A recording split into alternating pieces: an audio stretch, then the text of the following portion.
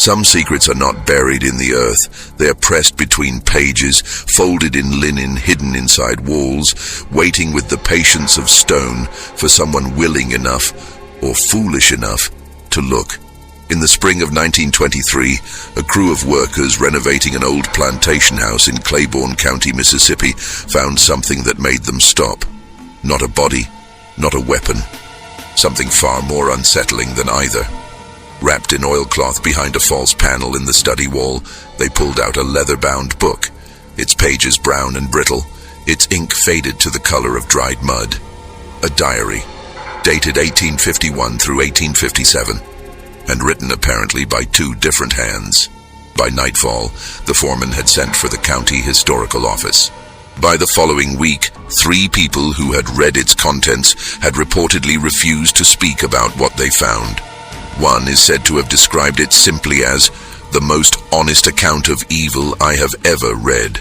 This is the story of what was inside that diary, and what it revealed about the Hargrove family, the plantation they called Belmont, and the hidden world that existed just beneath the surface of everything the county had always believed to be respectable.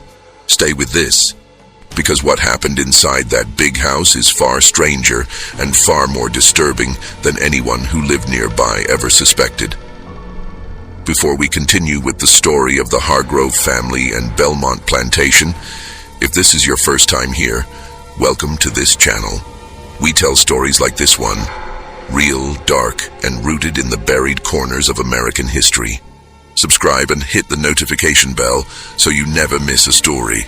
And while you're settling in, tell us in the comments, where are you listening from? What city? What state? We love knowing who's here with us as we go through this together. Now, let's open the diary. To understand what was hidden in the diary, you must first understand Belmont. The plantation sat on roughly 340 acres of flat alluvial land in Claiborne County, Mississippi, that wide, humid stretch of the state where the soil ran so black and rich it seemed almost alive, and the summer heat settled over the fields like a living weight. The county was established in 1802, and by the 1840s, it had become one of the most productive cotton-producing regions in the entire South. The town of Port Gibson sat nearby, a civilized little community with church spires and brick storefronts, and a population that prided itself on its manners, its church attendance, and its discretion about the things it preferred not to discuss openly. Belmont was not the largest plantation in Claiborne County, but it was considered among the most prosperous. The Big House, as it was called by everyone, enslaved and free alike, stood at the end of a long avenue of live oak trees, their branches laced with Spanish moss that stirred in the hot breeze like something half alive. The house itself was built in the Greek Revival style, 2 stories of whitewashed brick, 4 columns across the front, a wide gallery on the second floor, and shuttered windows that stayed closed through the hottest months to keep out the sun and the flies. It was the kind of house that was meant to be seen, meant to signal permanence, stability, control. The Hargrove family had owned Belmont since 1823, when a man named Hezekiah Hargrove arrived from South Carolina with 2 wagons, a letter of credit, and 23 enslaved people, and purchased the land from a speculator who had never bothered to build on it. Hezekiah was, by all contemporary accounts, a capable and ruthless man, not unusually cruel by the standards of the time, which is to say he was cruel enough and surrounded himself with enough people willing to be crueler still, that the plantation ran efficiently and the cotton bales piled up year after year. He built the Big House in 1827. He added the dependencies, the kitchen, the smokehouse, the slave quarters, in stages over the following decade. By the time Hezekiah died in 1844, Belmont was producing over 200 bales of cotton per year, and his son, Edmund Hargrove, inherited everything. Edmund was 31 years old when his father died, and he had grown up in that house, in that county, under the shadow of everything his father had built. He had attended the College of Louisiana briefly before his father recalled him home. He had a wife, Catherine, née Leland from Natchez, whom he had married in 1839, and by 1844 they had 2 children, a boy named Harlan, who was 4 years old, and a daughter, Adelaide, who was 2. By most accounts, Edmund was neither the worst of men nor the best. He sat in the middle of the moral spectrum in the way that men in positions of absolute authority often do, not compelled to think very hard about the distance between what they told themselves they were and what they actually permitted. He was, however, a man of habit, and one of his habits, unusual for a planter of his era, was keeping a journal. He had kept one since his college days, recording observations about weather, crop yields, business transactions, and occasional personal reflections in a tight, careful hand. When he returned to Belmont after his father's death, he continued the practice. He noted the price of cotton in New Orleans. He wrote about a drought in the summer of 1845 that cost him, he estimated, 14 bales. He wrote about the birth of his 3rd child, a daughter named Clara, born in 1846 and dead of fever before she reached her 1st birthday. He wrote about a disagreement with his cotton factor in Vicksburg. He wrote about the weather. What he did not write, or wrote about only in the most controlled formal language, was what was actually happening at Belmont. The journal he kept was the journal of a man constructing a record, not confessing to one, but someone else was confessing. And that is where the second hand enters the story. The workers who found the diary in 1923 initially assumed it belonged entirely to Edmund Hargrove. His name was written on the inside cover in the same careful script that filled the first several dozen pages. But as the county historical worker, a woman named Mrs. Edna Farrar, who had some experience with document preservation, began to carefully turn the pages, she noticed that the handwriting shifted. Not gradually, but suddenly, beginning partway through an entry dated March 14, 1851, in which Edmund had been writing about a broken cotton gin and the cost of repairs. The entry stopped mid-sentence. Literally mid-sentence. The cost of the repair from Vicksburg will amount to no less than 30. And then, nothing. A blank line. And then, in a different hand, smaller, more hesitant, with letters formed differently and a tendency to press harder on certain words, as if underlining them through pressure alone, the following words. My name is not written here because it cannot be safely written, but I will say that I have lived at Belmont since I was 9 years old and I am now past 30. I have seen enough. I know enough. And since no one will ever ask me what I know, I will write it here instead, in the only place I can put words that will not be taken from me immediately. If you are reading this, whoever you are, then something has changed. Either I am gone or the world is different enough that this can be known. Either way, I want you to know what happened here. Mrs. Farrar reportedly read those lines 3 times before she turned the page. The second hand belonged to a woman. This was apparent almost immediately from internal context.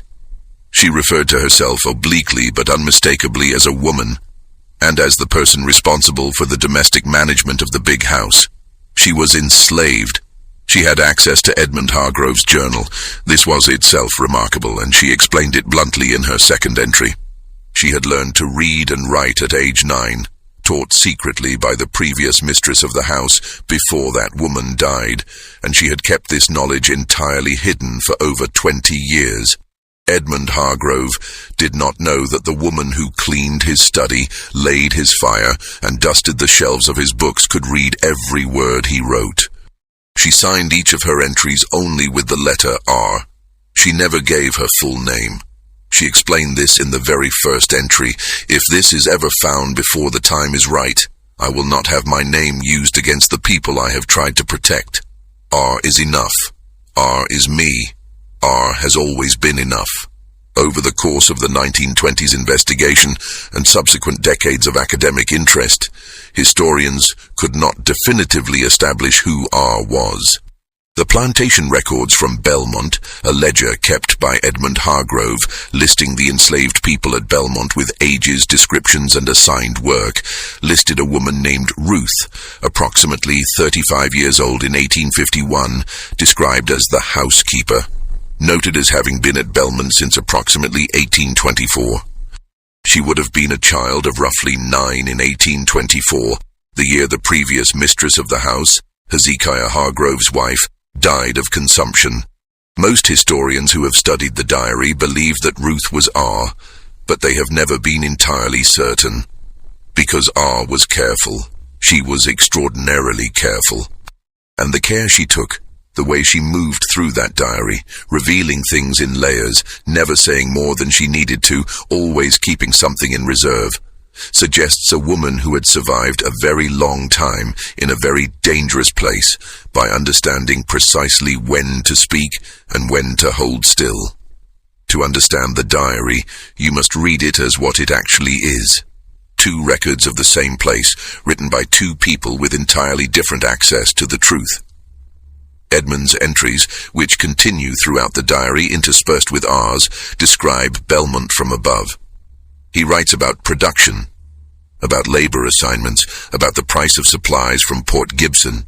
He writes about his children with a warm, slightly performative affection that feels as though it was written for an audience.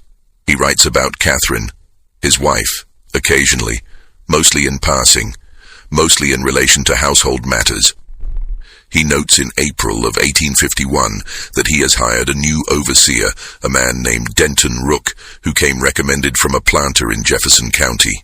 He describes Rook in a single sentence as a capable man, firm but fair. That sentence, firm but fair, is one of the most documented phrases in the diary because of what R wrote about Rook beginning approximately 1 week later. "He is not fair," she wrote. "He has been here 6 days. In 6 days, I have already seen 3 things that I will not write down, because to write them down is to carry them in my body every time I read them back.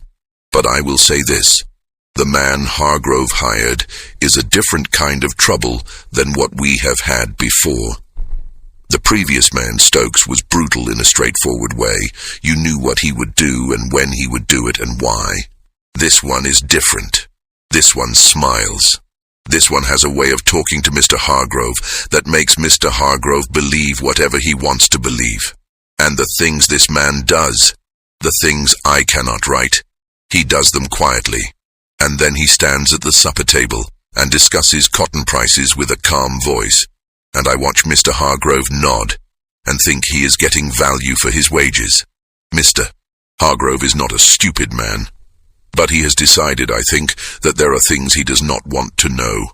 And a man who has decided not to know something is sometimes more dangerous than a man who simply does not know.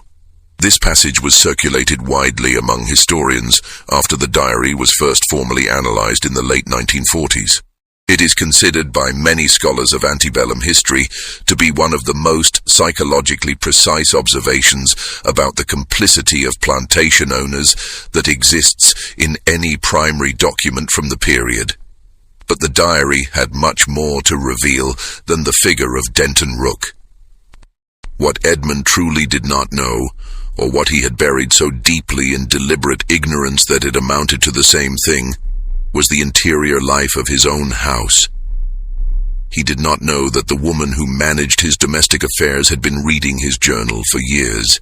He did not know that she had been recording in the margins and blank pages of that same journal everything she had witnessed. He did not know that the women who cooked his food and cleaned his rooms and raised his children had constructed over years a careful, intricate knowledge of every person in the house, every secret, every fear, every weakness, every arrangement that was never supposed to be spoken aloud.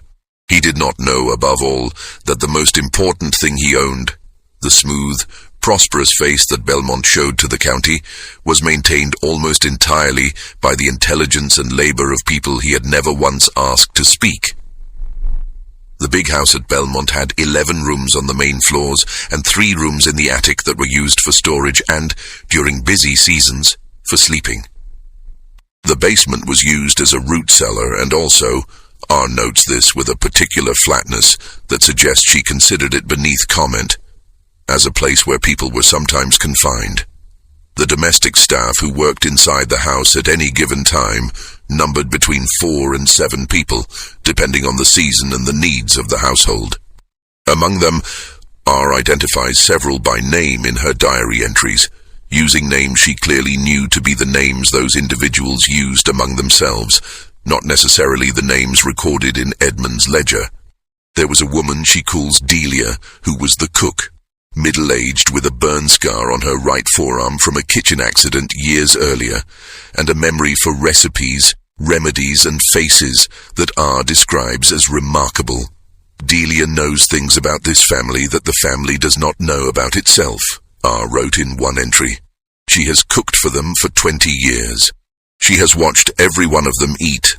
She knows who sleeps poorly and who sleeps well, who drinks more than they admit, who cries in the morning, and who does not cry at all. There was a young man R calls Thomas, perhaps 18 or 19 in 1851, who worked primarily in the house doing heavy work and serving at table.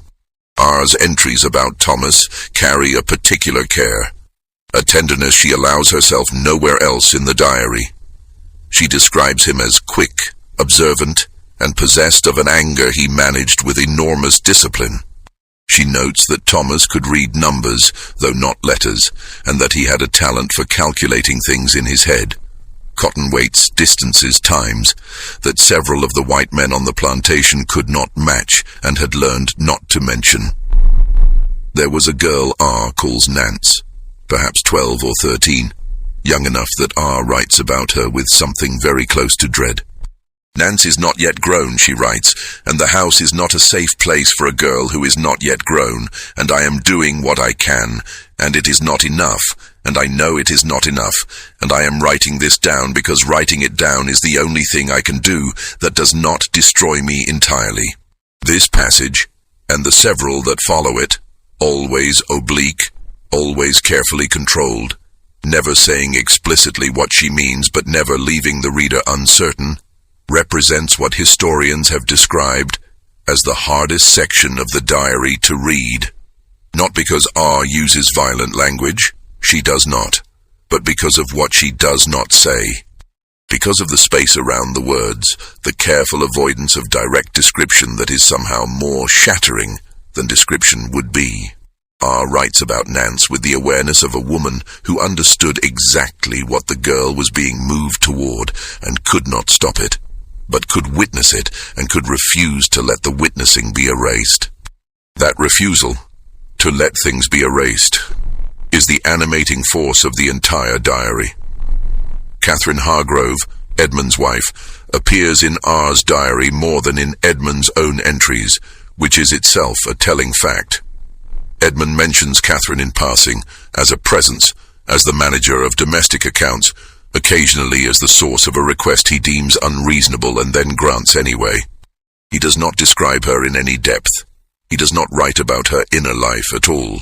R does.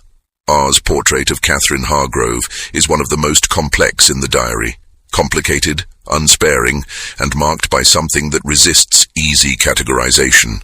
R does not sympathize with Catherine in any simple sense, but she does not dismiss her either.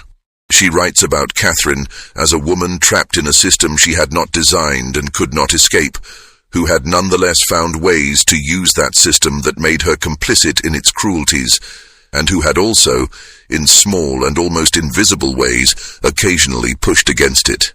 Mrs. Hargrove is not a cruel woman, R wrote in an entry from June 1851. She is something harder to name than cruel. She is a woman who knows, I think, more than she says she knows, and who has learned that knowing and saying are entirely different things. She sees what happens here, some of it. She sees enough, and she does not speak. I have watched her face when certain things are done in her sight, and there is something there, something that flinches, something that turns away, and then she puts her face back together and goes on with her day. I do not know if I should hate her for that or understand it, maybe both, maybe neither. I have been watching her for 15 years and I still don't know. In later entries, the relationship between Catherine and R becomes more explicitly significant. R describes a series of conversations, always conducted in low voices, always in rooms where they would not be overheard. in which Catherine asked R questions that R believed were not casual. Questions about what happened in the quarters. Questions about specific people. Questions whose answers Catherine seemed somehow already to know. She is asking me things, R writes in September 1851, and I do not know yet what she is going to do with what I tell her. There are two possibilities. One of them ends badly for everyone. The other one, I can barely let myself think about the other one. But I'm answering her, carefully, a little at a time. Because something has shifted in her, something has changed since Rook came. And I think, though I'm not sure, that she may have seen something that she cannot put back into the place of not knowing. What Catherine had seen, R reveals in the following entry, was something she had witnessed from an upstairs window of the big house, an incident in the fields involving Denton Rook that she had watched from a distance and about which she had not yet spoken to her husband. R knew this because Catherine had come to her within an hour of seeing it, and sat down in the kitchen without speaking for a long time before saying anything at all. She didn't describe what she saw, R writes. She didn't have to. I knew what she had seen. I had known for months. And the way she sat in that kitchen, very still and very white, and then looked up at me with those eyes, I understood something. She had thought, before that moment, that there were limits, that there were things that simply did not happen here, that whatever the world outside might be, Belmont was a certain kind of place. And now she knew that Belmont was not that kind of place at all. It had never been that kind of place. It had only been very good at looking like one. If this story is already getting under your skin, you're not alone. Thousands of people have listened to stories like this one on this channel, and the comments are always the most interesting part. What do you think is in that diary so far? What do you think Catherine is going to do? Leave your theory in the comments, and if you haven't already, a like on this video helps more people find stories like this one. Now let's keep going. A great deal of the diary, roughly a third of R's total entries, concerns Denton Rook. Rook was from somewhere in northern Mississippi and had a long enough history as an overseer that he came with references, which Edmund checked and found satisfactory.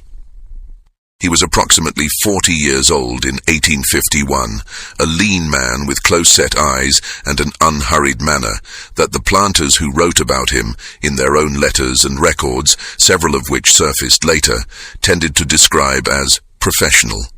He knew how to talk to men of Edmund's class without appearing obsequious. He knew when to speak and when to stay quiet. He understood what was expected and delivered it efficiently. He was also, as R documents with careful and meticulous detail across dozens of entries, something far more troubling than simply cruel. What made Rook extraordinary, in the darkest possible sense, was the manner in which he understood and exploited the internal social dynamics of the plantation's enslaved community. He was not simply a man who used violence as a tool of control. He was a man who used information. He learned who was close to whom, who trusted whom, who feared whom. He identified the relationships that mattered, the partnerships, the kinships, the arrangements people had made to survive, and he applied pressure to those relationships with a precision that R found and wrote about as something qualitatively different from anything she had encountered before. The man before Rook, she writes, Stokes, was a blunt instrument. He was what you could see him being. He made no pretense of anything. Rook is an architect. He builds things. He constructs. He looks at a group of people and he sees structure. Who holds it up, where the weight is, where to place a hand to make the whole thing shift in whatever direction he wants. I have watched him for 4 months now, and I understand something about him that I do not think Mr. Hargrove understands, and that I'm not certain Rook himself could explain if asked. He does not do what he does out of hatred.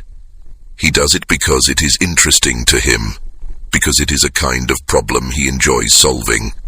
And a man who hurts people because he hates them will stop when the hatred is satisfied.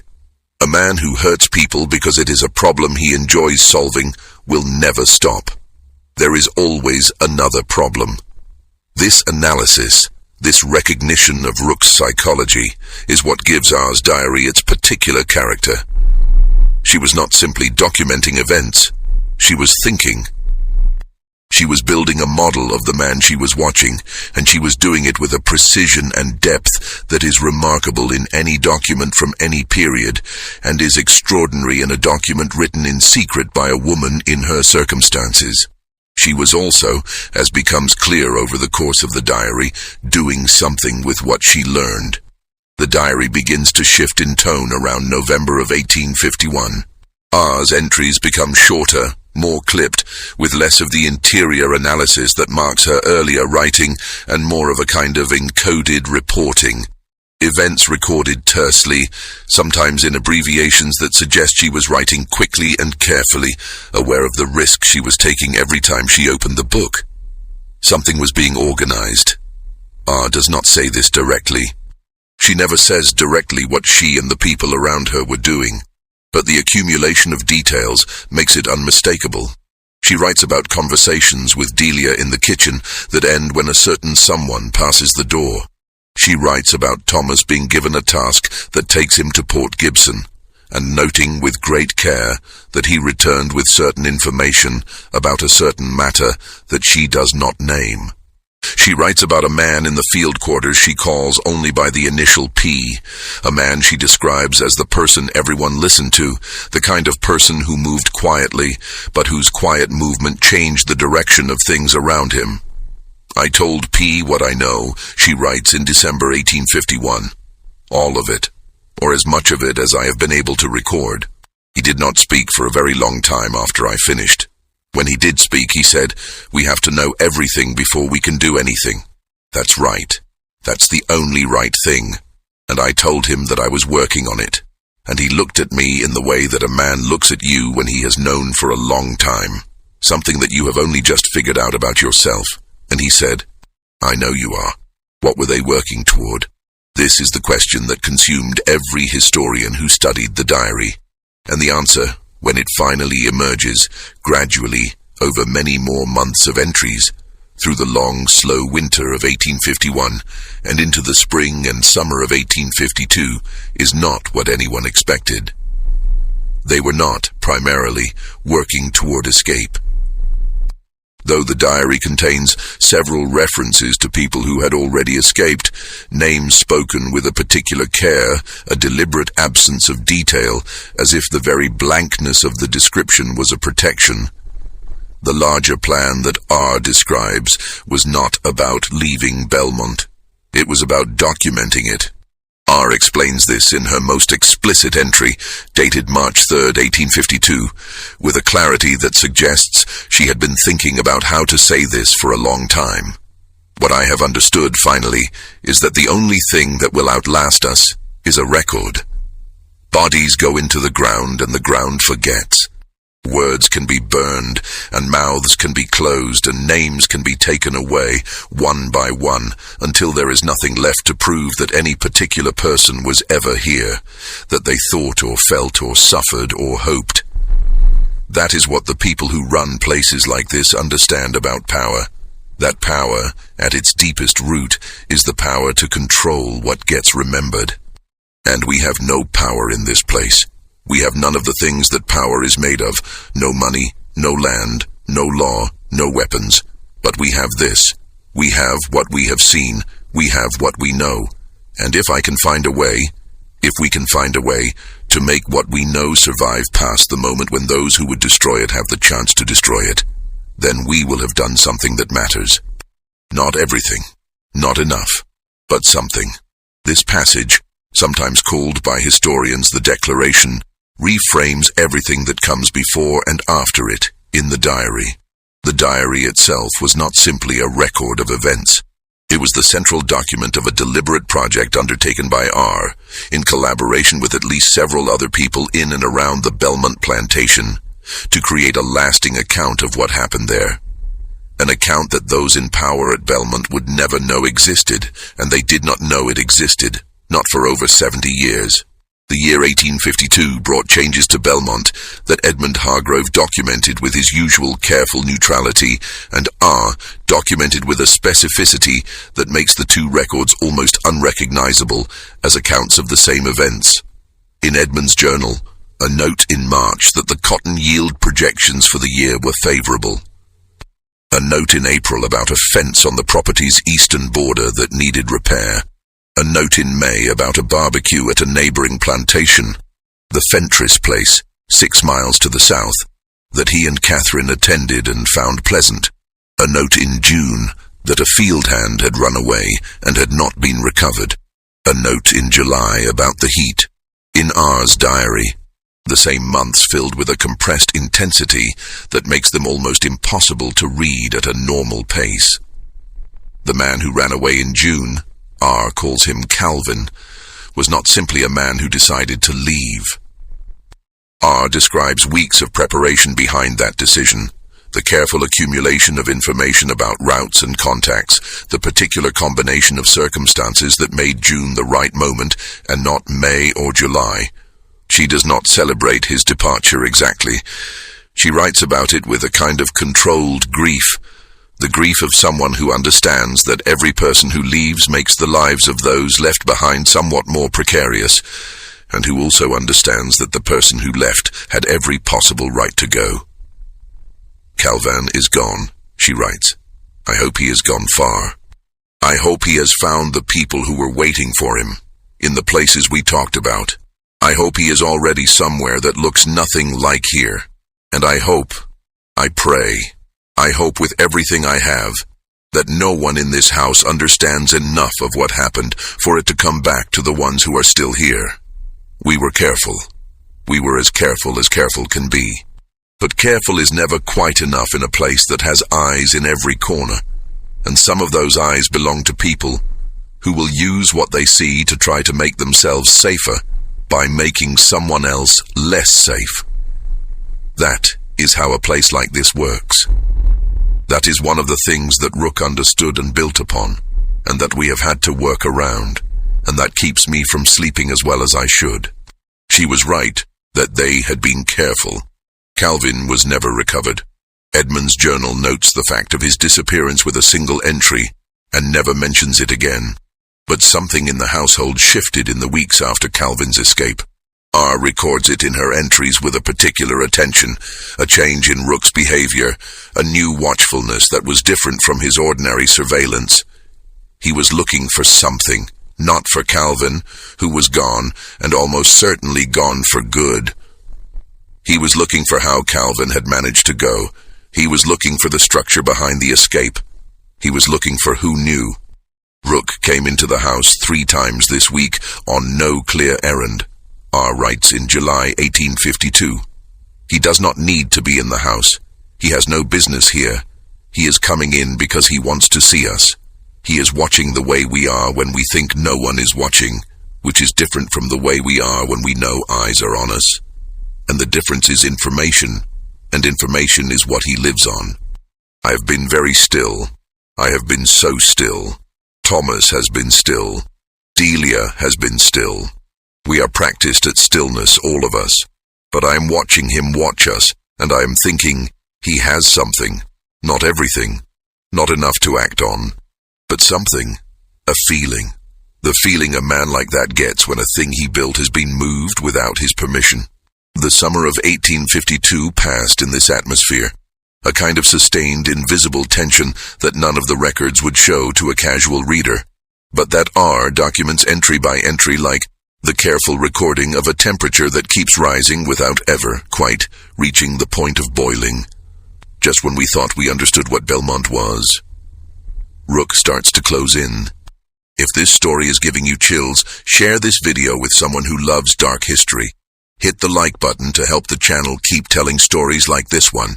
And don't forget to subscribe so you're here when the next story drops. Now, let's find out what Rook actually found. Rook found something in August of 1852. R records this with a steadiness that must have cost her enormously to maintain on the page. She begins the entry with what is almost a clinical detachment. as if she is writing about events that happened to someone she knew but not to herself. And then, partway through, the control slips just slightly in a way that is more disturbing than any explicit emotional outpouring would be. What Rook found was a piece of paper. A folded piece of paper tucked inside a loose board in the floor of the building that served as a gathering place in the quarters, not hidden so cleverly that a careful search would miss it, but hidden well enough that a casual eye would pass over it. On the paper were written several names and what appeared to be a route, a series of notations about distances and landmarks that could only mean one thing. It was not, R believes, written by anyone she knew well. Or if it was written by someone she had deliberately been kept at a distance from for exactly this reason, so that what any one person knew could only go so far. The paper is gone, she writes. Rook found it on a Tuesday morning, and by Tuesday evening Mr. Hargrove knew, and by Wednesday the man they thought wrote it, a man named George, who worked the South Fields and had never, as far as I know, been involved in any of it, was being questioned in a way I will not describe in detail, but that I could hear from the house, and that made Delia go to the far corner of the kitchen and stay there with her hands pressed flat against the wall until it was over. I do not think George wrote that paper. I think George had nothing to do with any of it, and was simply the person Rook decided to believe wrote it, which is a different thing entirely from actually writing it. But there is no difference between those two things in a place like this. Not when a man like Rook is the one doing the deciding. George did not confess. R records this with a terrible precision. He did not confess. And after several days, Rook stopped pressing him, and Edmund wrote a single line in his journal. Matter resolved satisfactorily, no further action required, and the surface of Belmont went back to looking like what it had always looked like. But R knew the surface was thinner now. Rook did not stop, she writes in September 1852. He stopped looking in the obvious places. He started looking in the less obvious ones. He is patient the way a man is patient when he knows the answer is somewhere and is willing to wait for it. I have met very few people in my life who frightened me in a precise intellectual way. Rook is one of them. He frightens me not because of what he does, but because of how he thinks. And what he is thinking right now, what I can see him thinking, in the way he looks at all of us, one by one each time he comes through the house, is, one of you knows more than you are saying. One of you is the center of something I can feel but not see, and I am going to find you. The relationship between R and Catherine Hargrove reaches its most complex and consequential point in the autumn of 1852. Catherine had, over the preceding months, continued the quiet, oblique conversations with R that R had noted beginning in the previous year. These conversations had deepened, apparently, into something more explicit, though R continues to describe them with care, never putting in writing exactly what was said. What is clear from the diary is that by October of 1852, Catherine knew considerably more about what was happening at Belmont than her husband did, and that some portion of what she knew had come directly from R. I have told her things, R writes in late October. I have chosen what to tell her carefully, the way you give medicine, not everything at once, because too much at once is its own kind of damage. I told her about the things Rook has done that Mr. Hargrove does not know about, or has chosen not to know about, which is the same thing. I told her about George. I told her some things about Nance, carefully, in language that would make her understand without making me say it plainly. She listened to all of it, and she did not speak for a long time, and then she said, "What do you want me to do?" And I looked at her and I thought about that question for a long moment, and I said, I want you to see it. I want it to be real to you. I want you to not be able to say when it is over and done and the time comes to account for things that you did not know, because you know. You have known for a while now. And what you do with knowing is the thing that will determine what kind of woman you were. This exchange, R's account of it, is one of the passages most extensively analyzed by historians who have worked with the diary. The question of what Catherine did with what she knew is central to the second half of the story, and the answer is complicated, partial, and ultimately ambiguous in ways that make the diary's final sections among the most unresolved and haunting in any document from the antebellum period. What is clear is that Catherine acted.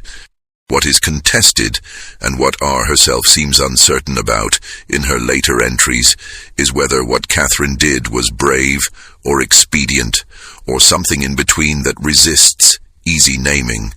In November of 1852, Catherine Hargrove did something that was, for a woman of her class and time, highly irregular. She asked to review the plantation records. Not the cotton ledgers, those Edmund kept separately and discussed with his factor in Vicksburg. She asked to review the domestic records, the records of the people who worked in and around the house, their tasks, their movements, the various transactions and arrangements that Rook was supposed to document in a monthly report to Edmund. She said, when Edmund asked why, that she felt the domestic operations of the house had become somewhat disorganized since the change in overseer, and she wanted to satisfy herself that everything was being properly managed. It was the kind of request that a planter's wife could make without being entirely out of bounds, though it was unusual enough that Edmund, according to R, looked at her for a long moment before agreeing. What Catherine found in those records, or rather what she found to be absent from them, R describes in precise detail. There were gaps. There were people whose work was recorded on certain days and not recorded on other days, with no note of illness or reassignment. There were transactions, purchases from Port Gibson, payments to various parties, that appeared in the ledger without corresponding entries in the plantation account book. There were dates on which Rook had apparently been elsewhere, a fact documented by his own records of his whereabouts, but on which events that he had reported to Edmund as having overseen had supposedly occurred. Mrs. Hargrove came to me in the kitchen on a Thursday afternoon, R writes, and she put the ledger on the table in front of me and she pointed to 3 separate entries and she said, "These cannot be right." And I looked at what she was pointing at and I said, "No, ma'am, they are not right." And she looked at me for a moment and she said, "You already knew." And I said, "Yes, ma'am, for a long time." And she said, "How long?" And I said, "Since almost the beginning." This conversation, if R's account of it is accurate, and historians have generally found her to be reliable in her documented claims, was the turning point. It was the moment at which Catherine stopped operating in the space of not quite knowing and moved into the space of knowing and having to decide what knowing required of her. What it required, she apparently decided, was a letter. The letter that Catherine Hargrove wrote in November 1852 is one of the most important documents associated with the Belmont Diary, and it is also one of the most frustrating, because it does not survive. R describes it, but did not have access to it directly. She knows of it through what Catherine told her, and Catherine, according to R, described it in the limited, careful way that people describe things they have done that they are not entirely sure were right. The letter was written to Catherine's father, a man named Thomas Leland, who lived in Natchez and was a man of some means and some influence in Mississippi. Catherine's relationship with her father was, by R's account, careful and complicated. She had a great deal of respect for him, some measure of fear, and the kind of long-term strategic understanding of who he was and what he could do that women who have grown up having to manage powerful men develop over time. She did not, R says, tell her father everything. She was careful about that. What she told him was something about irregularities in the plantation's records and something about concerns she had developed about Denton Rook, and a general communication of unease about the management of Belmont that she framed in the most palatable possible terms, not as a matter of justice or human rights, none of which she could have used with her father without being immediately dismissed, but as a matter of property, of order, of the smooth functioning of an enterprise in which her own children's inheritance was at stake. She told me what she wrote, our records, or the outline of it, and I listened and I thought, she is very intelligent and she is doing what she can, and what she can do is not very much. And when whether it is enough is something we will not know for some time. But it is something, and something, in a place like this, in a moment like this, is not nothing. Thomas Leland responded to the letter in December 1852. R does not have the text of his response, but she has Catherine's response to the response. The particular quality of Catherine's expression when she came to tell R that her father was coming to visit Belmont in January. She looked the way a person looks, R writes, when they have set something in motion and are not entirely certain what direction it will travel. She came to me in the kitchen early morning, before anyone else was about, and she said, "My father is coming." And I said, "Good." And she looked at me and I looked at her, and we didn't say anything else for a moment, and that moment was somehow the most honest thing we had ever exchanged. Thomas Leland arrived at Belmont on January 14th, 1853. Edmund recorded his arrival in a single sentence. Catherine's father arrived from Natchez to stay for some days, with no apparent awareness of the reason for the visit beyond family hospitality. What Leland did during his visit are documents in careful detail, day by day. He was not a warm man by R's account.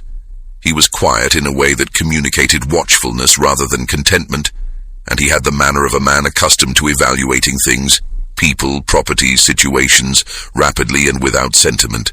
He walked the plantation on his second day, accompanied by Edmund, and asked questions about the cotton operation that Edmund answered with the ease of a man who had nothing to hide on the production side.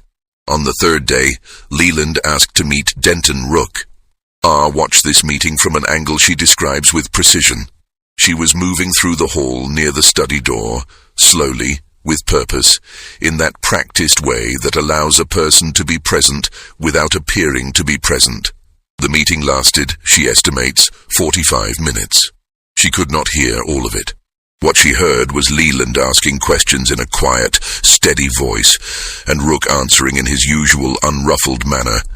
And then, toward the end, in a moment that she notes because the quality of the sound changed somehow, the texture of it, Leland asking something that Rook's voice rose slightly to answer, and then Leland saying something very quietly that she could not make out, and then Sile.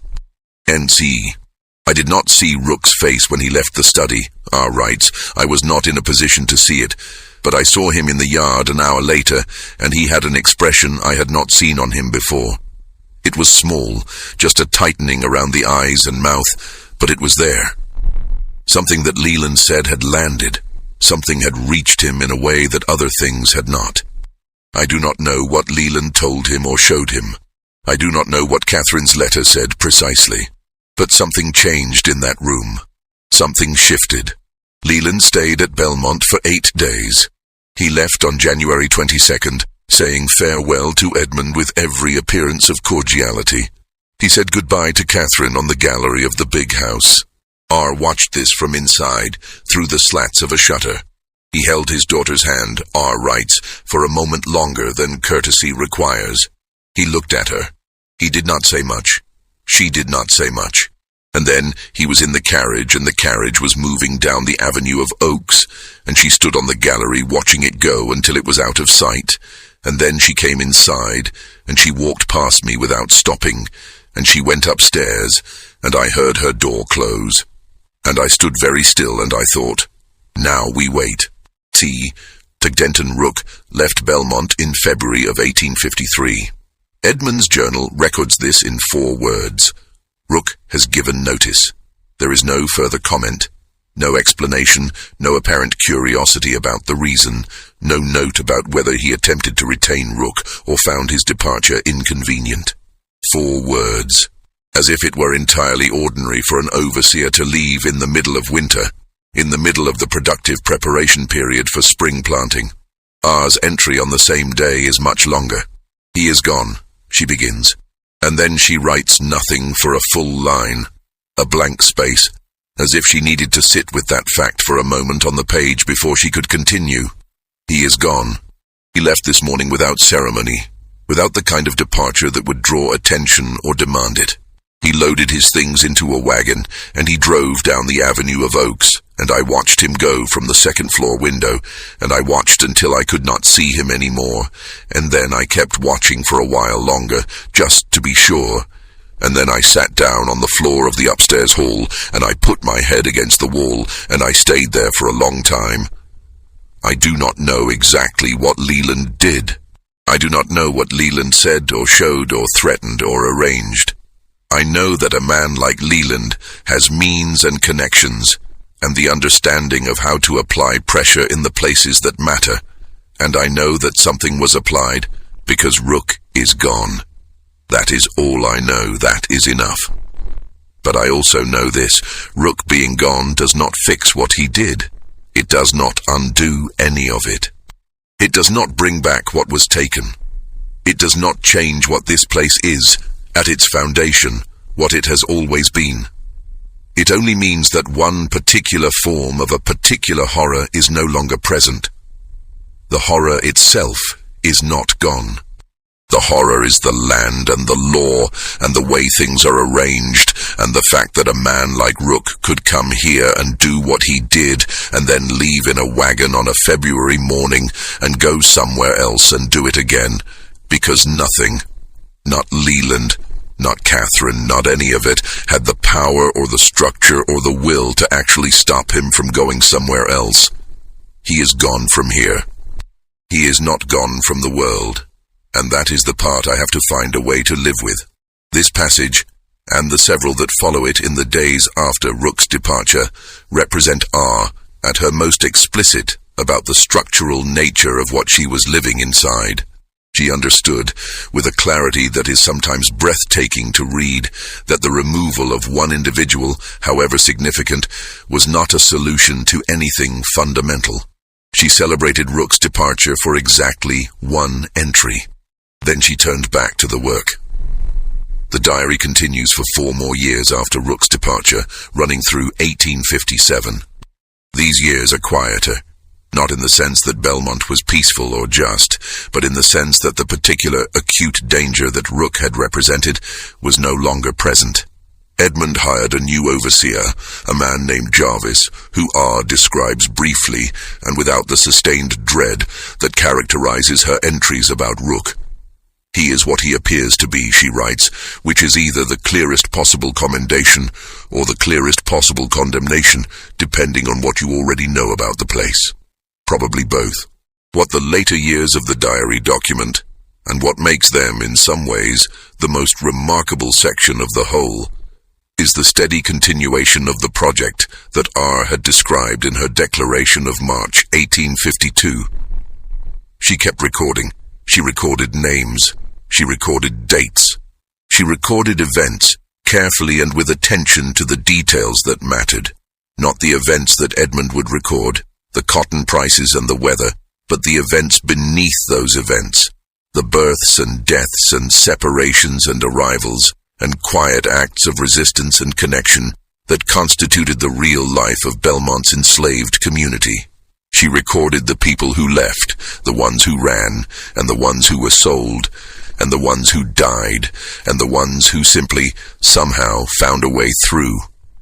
She recorded them with a respect for their specificity, their names, their relationships, the things that made them individual. That is entirely absent from the plantation ledger in which Edmund recorded them as property. She recorded Thomas's steady growth into a man of 40-something, a man who had built, over years, a kind of quiet authority in both the house and the quarters that even Jarvis seemed to recognize and step around without quite acknowledging. She recorded Delia's continuation in the kitchen, year after year, an anchor of constancy. She recorded Nancy's passage into adulthood with a careful attention to the ways in which she survived, and the particular kind of strength that surviving requires. I have been keeping this record for 5 years now.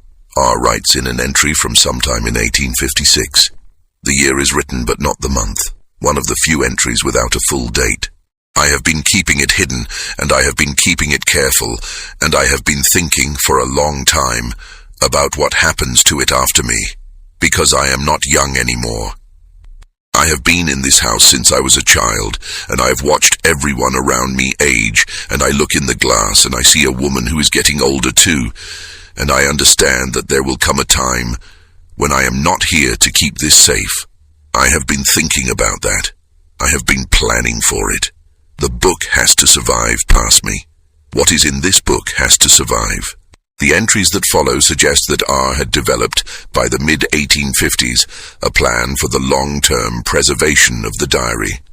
A plan that involved at least one other person, someone she describes only as the one who will carry it, with an obliqueness so complete that historians have never been able to identify who this person was. What she describes is essentially an arrangement, a promise, a commission, that in the event of R's death or the diary's discovery, the document would be removed from the house and hidden or conveyed somewhere that R believed it could survive. The false panel in the study wall, where the 1923 workers ultimately found it, may have been this hiding place, or it may not have been. R describes the hiding place in her final entries only obliquely, a place in the house that the house does not know about, which is either a practical description or something close to poetry, and is, in any case, exactly what happened. The most remarkable entry in Edmund Hargrove's side of the diary, the entry that, when the historical analysis of the document was published in 1948, caused the most sustained discussion, appears in April of 1854. It is not long. It is not dramatic. It is a paragraph, tucked between a note about fence repairs and an observation about unusually dry spring weather. And yet it sits in the diary like a stone in still water, radiating outward. I find myself thinking, Edmund wrote, that there is a great deal happening on this place that I do not see. I have always known this in some abstract fashion. There is always more than a man can observe directly, and one relies on the reports of others.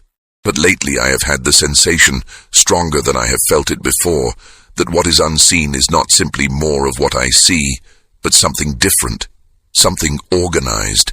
I cannot say what has given me this impression. Possibly nothing. Possibly I am merely feeling the general weight of responsibility and manufacturing ghosts. But I walk through this house sometimes, and I have the feeling that the rooms are fuller than they appear, that the people in them know more than they say, that something is happening here in the corners I cannot reach, and that it has been happening for a long time. This is the only moment in Edmund's journal in which he comes close to acknowledging the reality of Belmont as R had experienced and recorded it. It is partial, vague, buried in mundane entries on either side. It never leads to anything. He does not pursue the feeling, does not ask questions, does not change his behavior in any documented way. He writes it down and then writes about the weather. But it is there, he felt it. The thing he had built his life on not knowing, he felt it once in the rooms of his own house and wrote it down. And R, who read everything he wrote, read that too. Her response, in the same diary, the entry immediately following his, is 2 sentences. He felt it. Good. By 1856, Belmont was operating in the way that prosperous plantations in Claiborne County operated, efficiently, quietly, generating the cotton and the revenue that made it appear, from the outside, like exactly what it was supposed to be. Edmund was in his early 40s, in reasonable health, conducting his business and his social life with the measured regularity of a man whose life had settled into the tracks it was always meant to follow. Catherine was in her late 30s, managing the house, raising their surviving children, Harlan, now 16, and Adelaide, 14.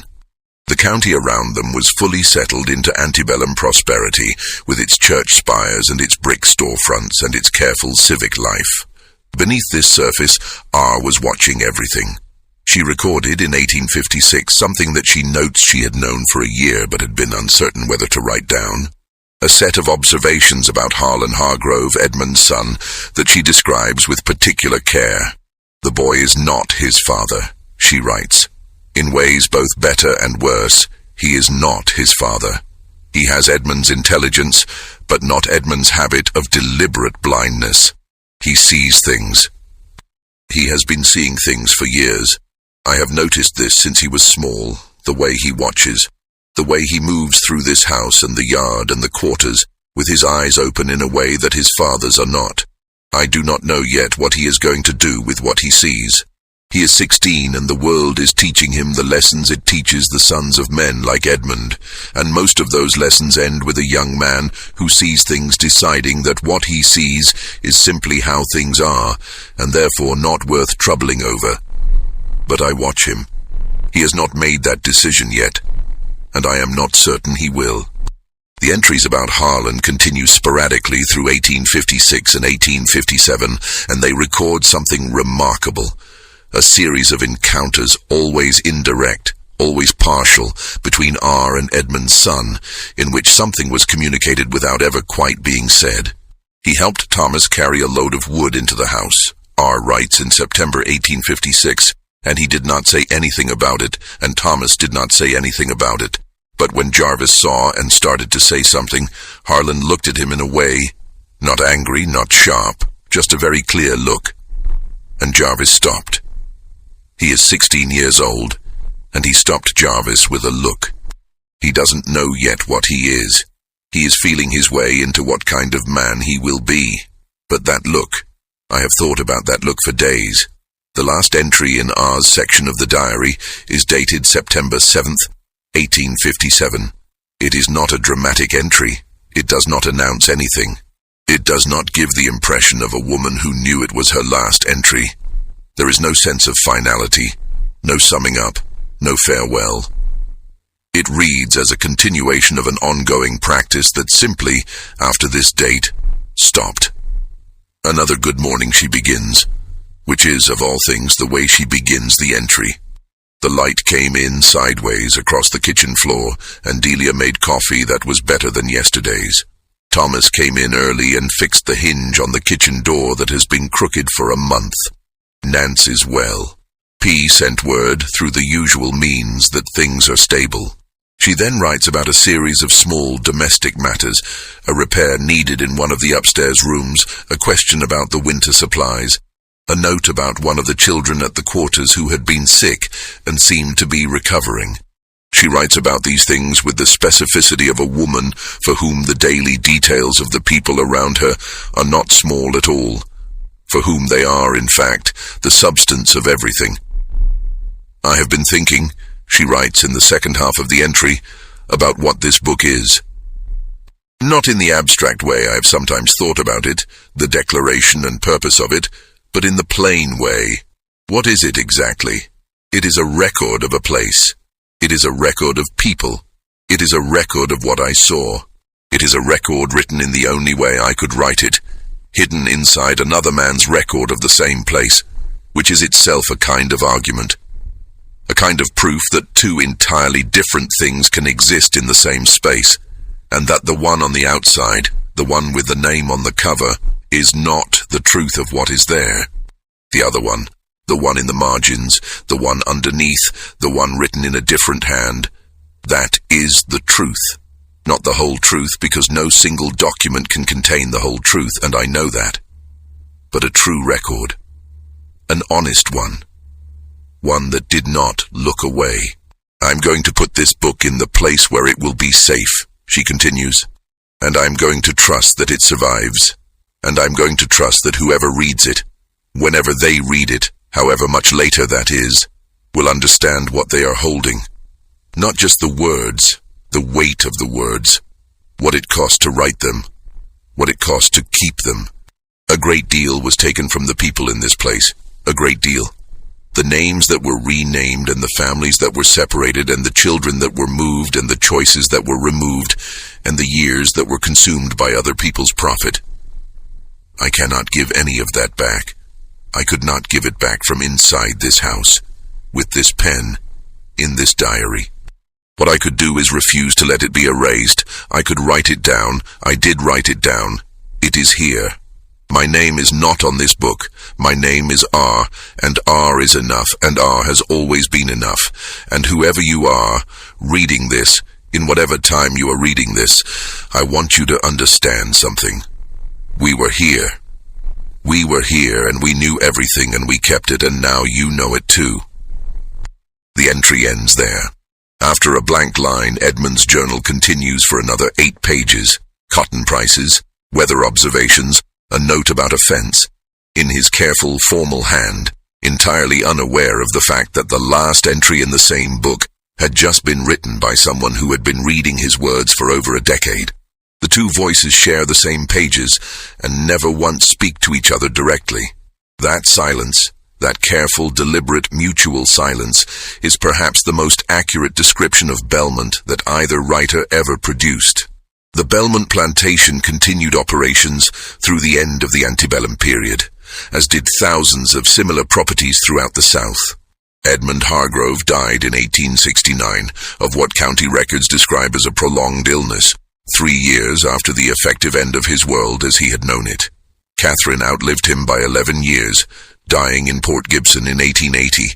Their son Harlan, who had watched the war come and the world change, and the system that had defined his childhood collapse, was recorded by the Freedmen's Bureau in the late 1860s as one of the Claiborne County landowners who had entered into sharecropping arrangements with formerly enslaved people on terms that, while far from just, were noted as considerably less predatory than those offered by many of his neighbors. Whether this reflected the man R had watched making his way toward a decision when he was 16 years old is something we cannot know for certain. It seems at least possible. The people who are named in R's diary, or named with the careful obliqueness that characterized all her naming, largely cannot be traced in the historical record. This is by design. The same deliberate absence from official documentation that made them invisible to power has made them difficult to find in the archive. Some researchers have attempted to connect R's descriptions with names in the plantation ledger, in the Freedmen's Bureau records, in the pension files of Black Civil War veterans from Claiborne County. A few tentative identifications have been made, none fully confirmed.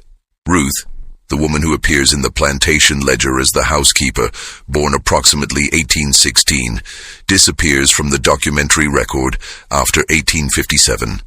There is no record of her death, no record of a sale, no record of her whereabouts after the last entry in the diary. She was, by one means or another, gone from Belmont by the time the next surviving record of the plantation was compiled. Where she went, and what happened to her after September 7, 1857, is not known. The diary itself was hidden in the false panel behind the study wall, a space that, based on structural analysis of the house, was created deliberately and was not an original architectural feature. Someone built that space, cut the panel, created the hiding place.